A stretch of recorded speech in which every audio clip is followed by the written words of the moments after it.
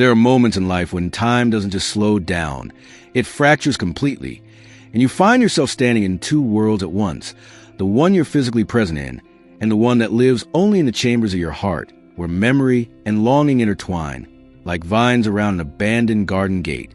For them, that moment came during a family argument, ordinary and heated like so many others, voices rising and falling in that familiar rhythm of disagreement that every family knows, the kind of argument where everyone is talking but nobody is really listening, where old wounds dress themselves up as new complaints, where the air itself feels thick with unsaid things that have been fermenting for years.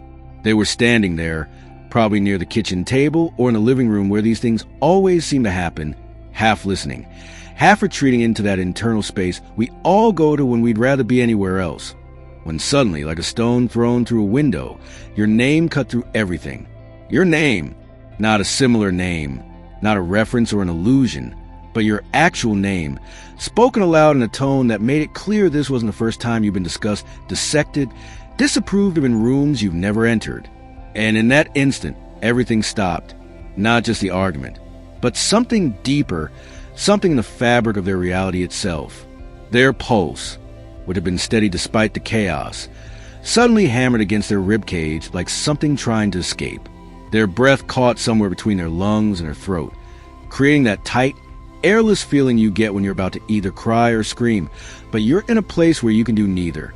The voices around them continued, of course, because family arguments have momentum. They're like trains that can't stop even when they want to, but those voices became distant, muffled, like they were speaking from underwater or from another dimension entirely. All they could hear was the echo of your name bouncing around inside their skull, activating every memory, every sensation, every moment they tried so carefully to pack away into boxes labeled the past, or what could have been, or better left alone. And here's what nobody tells you about hearing the name of someone you once loved, someone you maybe still love in that way that never fully dies but instead goes underground, growing roots in places you can't see, feeding on the soil of your subconscious. It's not just a sound, it's a summoning. It's a spell that breaks whatever fragile enchantment you cast over yourself to pretend you'd moved on, to pretend the missing had stopped, to pretend that person was just a chapter in your story instead of an entire book you never finished reading. They felt it in their body first, before their mind could even begin to process what was happening, a recognition that lived in their cells, in their muscle memory, in that part of us that remembers dancing even when the music stopped playing years ago.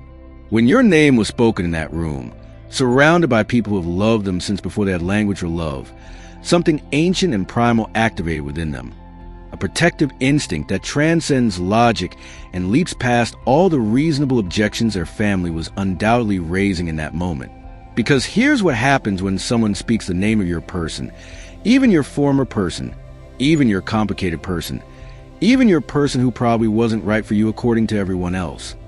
The universe itself seems to lean in closer, the air changes density, and suddenly you're not just hearing a name, you're feeling an entire relationship condensed into syllables, compressed into sound waves that crash against your consciousness like ocean waves against a shore that thought. It had learned to stand firm against such things. They could feel every eye in that room on them, assessing, measuring, waiting for a reaction that would confirm whatever narrative had already been constructed about you, about what you represented, about why you were being discussed in the first place. And in families, names carry weight beyond the individuals they belong to. They become symbols, shorthand for our fears and disappointments, and all the ways our choices diverge from what was hoped for us, expected of us, planned for us before we were old enough to have a voice in the planning. Your name, in that moment, wasn't just about you. It was about their autonomy, their judgment, their right to choose a path that others might not understand or approve of, their claim to a future that looks different from the blueprint that was drawn before they knew what blueprints were. The energy in the room shifted, became charged with something electric and dangerous, the kind of atmosphere that precedes lightning strikes or declarations, or the kind of truths that can't be taken back once they're spoken into the world.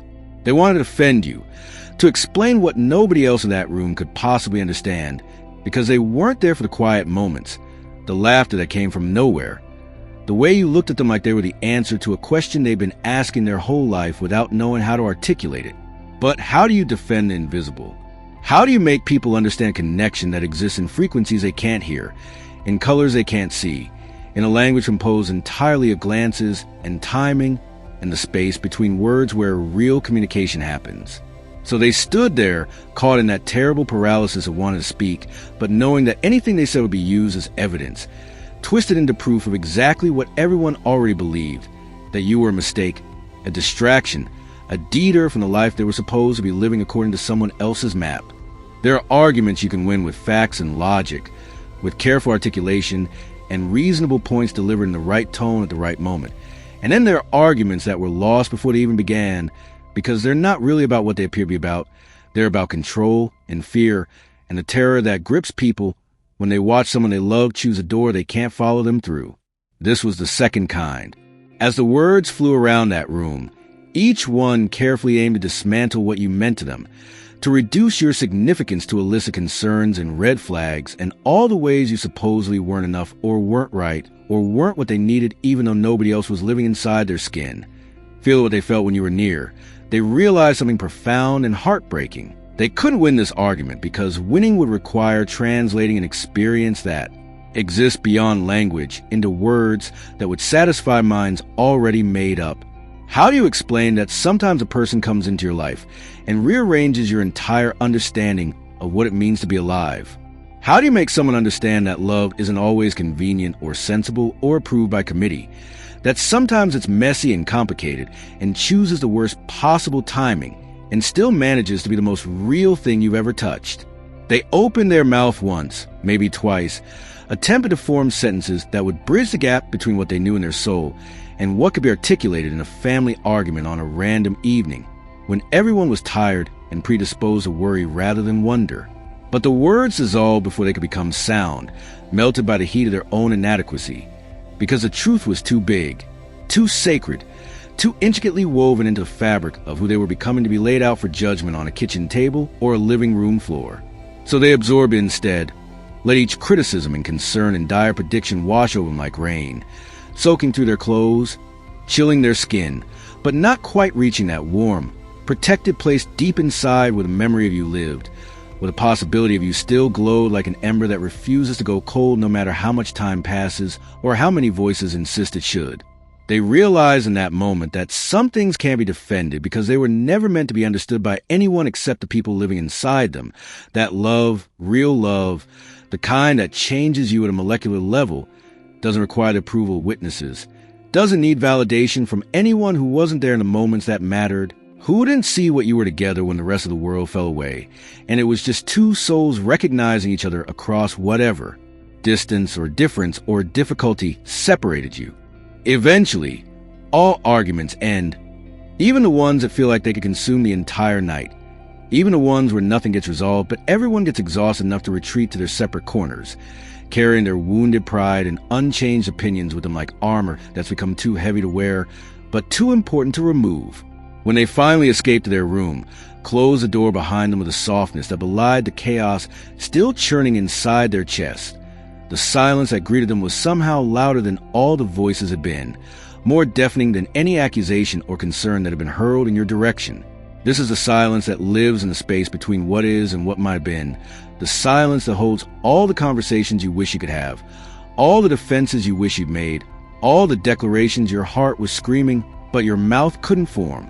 They sat on the edge of their bed, or maybe slumped against the door, or perhaps stood at the window staring at nothing in particular, and felt the weight of your absence more acutely than they had in weeks, maybe months. Because hearing your name had done what time and distance and determination had failed to do. It had brought you back, not physically, but in every other way that matters. The replay began then, as it always does in these moments, scrolling through memories like a film reel that won't stop spinning, examining each frame for clues they might have missed, for signs of what went wrong, or what went right, or what could still go differently if given another chance. Their phones sat nearby, heavy with possibility, practically vibrating with the unspoken question that was forming in their mind. Should they reach out? Should they send a message that acknowledges the strange energy of the evening, that admits your name being spoken felt like a message from something larger than themselves, that confesses they haven't stopped thinking about you even though they've gotten very good at pretending they have?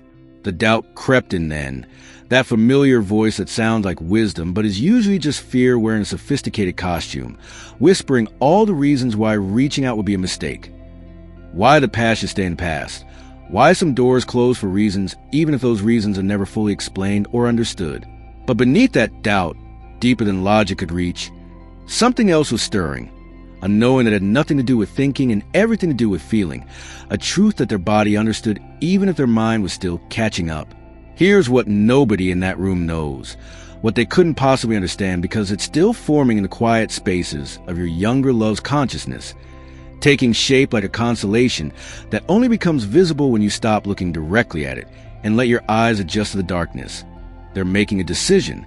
Not today, maybe not even consciously, but in the deep waters where real choices are born, where the person we're becoming negotiates with the person we've been and the person everyone expects us to be, something is shifting, realigning, preparing for a movement that will surprise everyone, maybe even themselves. The argument didn't change their mind about you, because their mind was never the problem. It was their courage, their readiness to claim what they want despite the cost, their willingness to choose the uncertain beauty of following their heart over the safe predictability of following the path that's already been lit and approved and guaranteed to lead somewhere respectable, if not particularly alive. But hearing your name, having to stand there while the significance of what you mean to them was debated like a topic in a classroom, examined under the harsh fluorescent lights of other people's fears and projections, something calcified inside them hardened into resolve. They're keeping a secret now, one they haven't even fully admitted to themselves yet, but it's there, growing in the fertile soil of their longing, watered by every moment they catch themselves thinking of you when they're supposed to be focused on something else, fed by every song that reminds them of your laugh, by every sunset that looks like it was painted in the exact shades of how it felt to be near you. The secret is this: they're not done with your story, not even close, and the ending everyone else has written for you, the one where your lesson learned or a phase outgrown or a mistake that taught them to choose better next time, that ending doesn't feel true when they close their eyes and ask themselves what their soul actually wants. But here's what they don't know yet, what's still waiting the chapters ahead, what will determine whether the story becomes a tragedy of almost or triumph of finally. What you're doing right now, in your own room, in your own silence, with your own memories of them playing on repeat.